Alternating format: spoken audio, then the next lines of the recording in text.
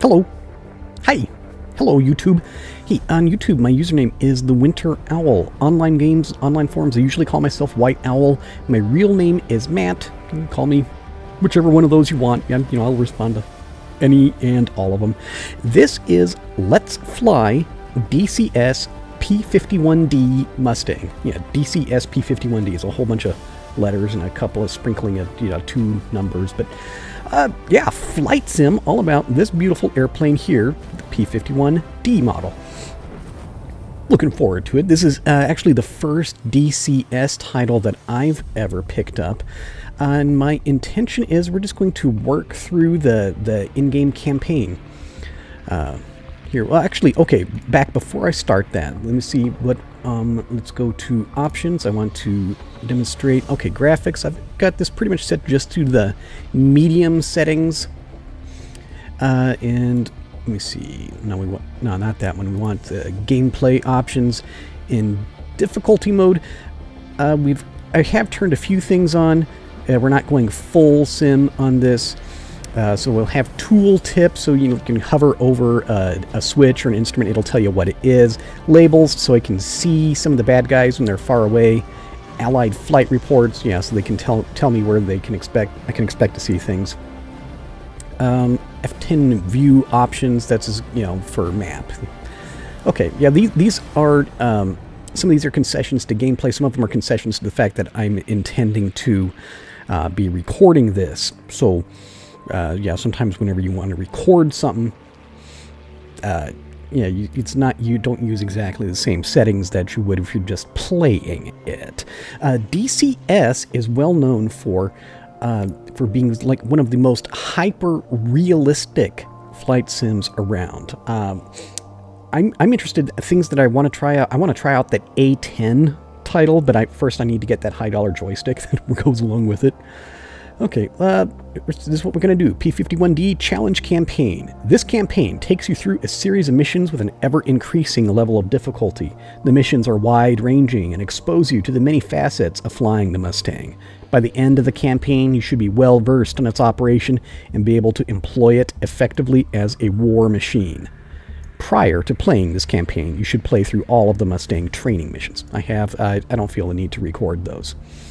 Okay, cool. Okay, previous to starting this, previous to recording it, I went through the training missions. I have played some of this stock campaign just to see how it works, but not all of it. I did the first few missions, and then I went back to the beginning. I reset it. Okay, so mission overview. That's really, really simple. Mission 1, just start up. The first mission in challenge campaign, using what you learned in the startup training mission, start up the aircraft without the help of the instructor and taxi to the end of the runway off to the left. That's all right. Cool. Well, let's do it. All right. That's it. Yeah, that's the first step, is start the aircraft and taxi. Cool. Let's click fly. Good. Okay. Let's cover a couple of basics things that I know people are going to be wondering about. Oh, what's this guy telling me? That's what I just read. Yeah. Okay. In looking around, I know that people are going to see this and they're going to start saying, "How are you doing that? How do you look around and move like that?" This is called trackIR. It's a device with the way this works. I've got a small infrared camera that sits on top of my monitor, and the camera looks at these reflectors that are attached to the brim of a ball cap that I'm wearing. Oh, there's another P-51 flying around out there. Isn't that fun? Oh, ain't that cool? Or actually, maybe that's not. It says Enfield 11. I'm not certain what that's about. Yeah, I'm not real familiar with a whole bunch of stuff in this game yet. Okay, let me see. Things that I want to do first. Okay, hang on. Grief. And it can be kind of difficult to work with the camera when you're trying to do some of these fine moves. Okay, step on the brakes. Pull out the parking brake. Release the brakes. Release the parking brake handle. Good. Parking brake is set. You will ask what kind of control am I using? I've got this joystick and throttle setup. It's a good old Saitek X-52. It's venerable. It's been mine for several years. It's not exactly the cheapest, but it's not exactly the best either. It's a really kind of a middle of the road, kind of very, very average stick. I'm also using these Saitek Proflight rudder pedals. They're the same. They're decent rudder pedals. They're not cheap, but they're not fancy either. Okay. Let's see if I can remember this. I've done this a few times and just in practice. So I think first thing, let's grab this flaps handle. Make certain that's all the way up. That's good. Okay, hang on, camera. Camera is fighting with me. Come on. Let me see. Can I look here? Can I reset it? Good. Maybe. No, look here and reset it. Good. Yeah, I should have put some more effort into setting this up. Okay, this stuff was already automatic. I will want my rudder trim just a couple of degrees to the right.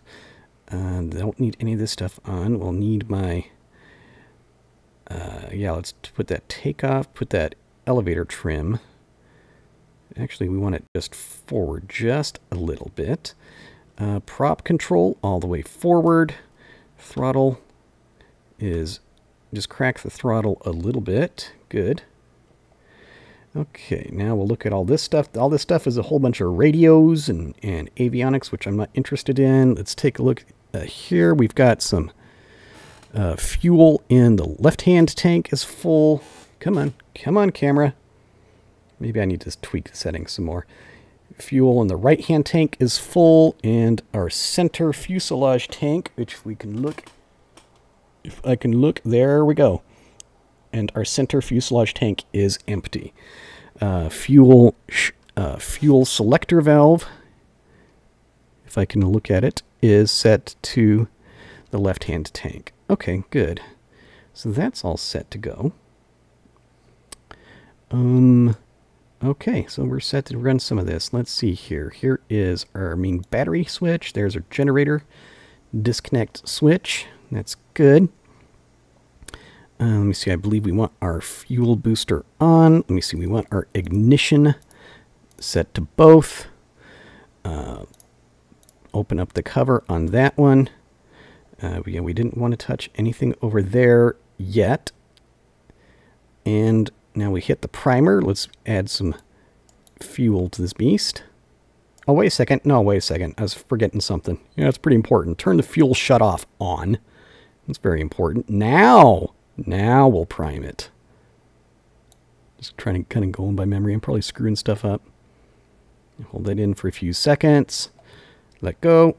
And now we'll hit the starter. Let's pull back some, and I'm going to wait, and just as soon as it catches, then I'm going to hit the mixture.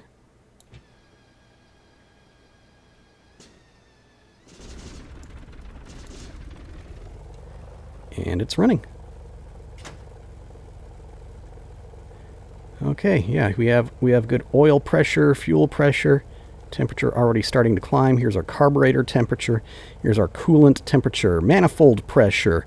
There's our tachometer for engine RPMs, which for takeoff, yeah, we want to have our prop all the way forward. See, this is the way it works. The propeller control, you take a look at the RPMs with the tachometer, and throttle, you take a look at the manifold pressure. Suction gauge, yep, because we use some vacuum pressure for a bunch of these instruments. Okay, so in a bunch of these more, this is our airspeed measured in miles per hour because they hadn't started using knots at the time. Altimeter starting just right here, right dead at sea level, huh? Let's pull that up. Okay, I think we, yeah, can we uncage that? That's good.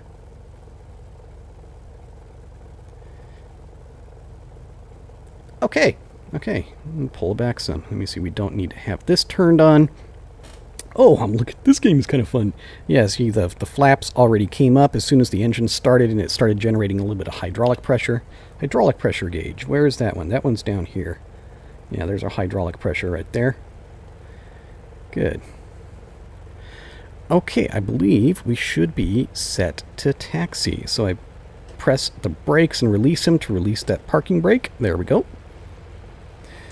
Pull the stick back. That engages the steering on that tail wheel. Throttle up just a little bit to get it moving. And steer with the rudder pedals. Let me see, which button is it to look outside? Yeah, there we go. Ain't that cool? Ain't that just the coolest looking airplane ever?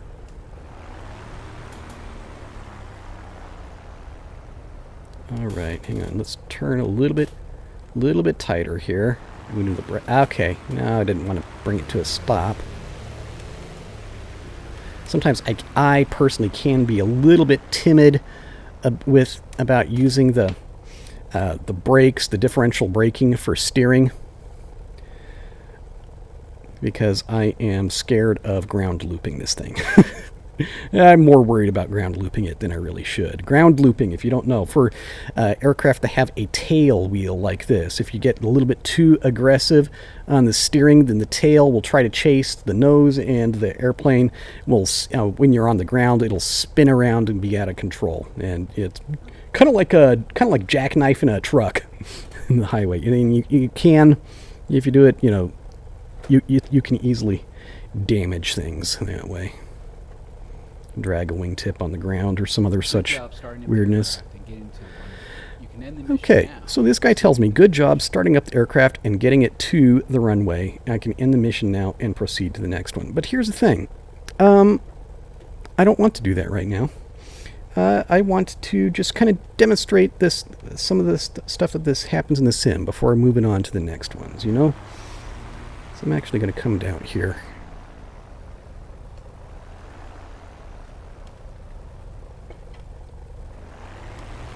Yeah, I think, this thing's really, really touchy with the brakes. And just a little bit of brakes and the whole thing comes to a halt. Alright. I'm going to weave back and forth a little bit just so we can see.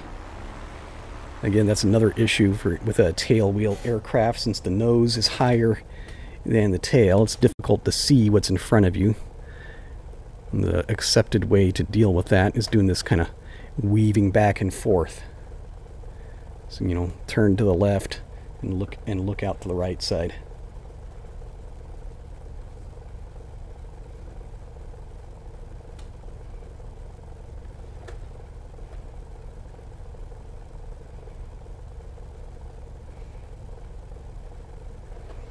Yeah, I just want to get down here to the very end of the runway.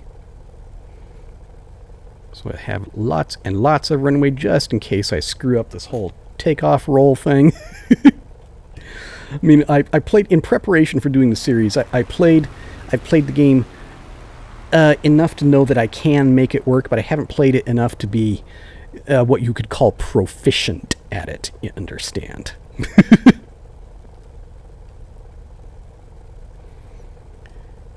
In this thing, it ain't exactly a Cessna 172. It's if you get a little bit sloppy with the rudder and with the slam the throttle in, or just basically don't treat this airplane with all the respect that she deserves, then she will kill you.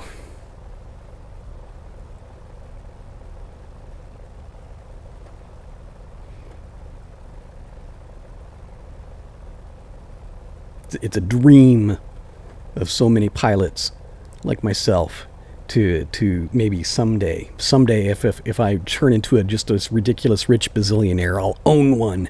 I'll own him and I'll fly her all the time, and I'll get proficient at it, and oh, it'll be great. I'll have my own Mustang. Many people, I should amend this. Many Americans are very strongly of the opinion this P-51D is the single greatest World War II fighter. Okay, well, stats-wise, maybe that's not actually the truth. I'm sorry, I hate to break it to some of you, but still, it is a classic. The airplane, it does have just totally classic lines. It looks beautiful. It sounds beautiful. It handles beautiful. And it is truly iconic for a time, for a time and a place. All right, let's see if we can turn it around here. A little bit of throttle, a little bit of right brake. Come on. Come on.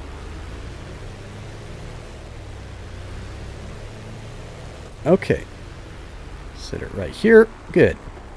And let me just set the brakes and think about this for a second.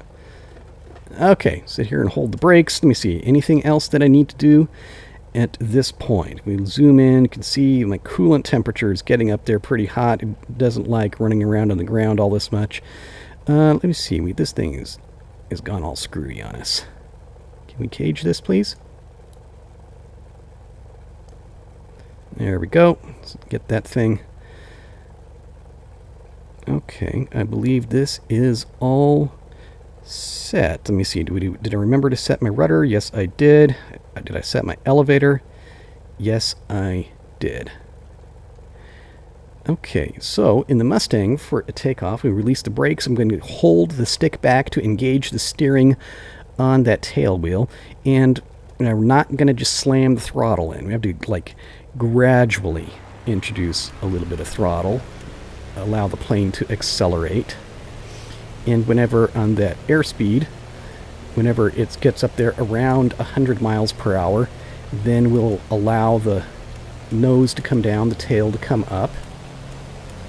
Right here, keep it straight with the rudder. Ooh, okay, we're getting kind of squirrely. Getting kind of squirrely. And more power. What is going on? Why am I... This is out of control. This is out of control. Why is this out of control? What happened? What happened? I don't even know what happened. Why did my airplane do this? What happened? No! Something weird was happening. I think I didn't set this up correctly. I shouldn't need any takeoff flaps. No, controls all working correctly. I think... maybe it was working correctly and I just screwed it up. Anyway, okay. Yeah, here we are. Let's crash DCS P-51D. What a great start. Okay, well, here, let's shut that off. Let's shut these off, turn everything off. Turn the ignition off. Okay, wow, I swear I practiced this and I was able to take off before. No, but I think we're going to save it. It's a good first video. Yeah, this thing's kind of tricky. That's the lesson to take away from it. But yeah, I'm looking forward. We'll do a series of some of these videos. It'll be fun. It'll be a good time. I'll talk to you later. Bye.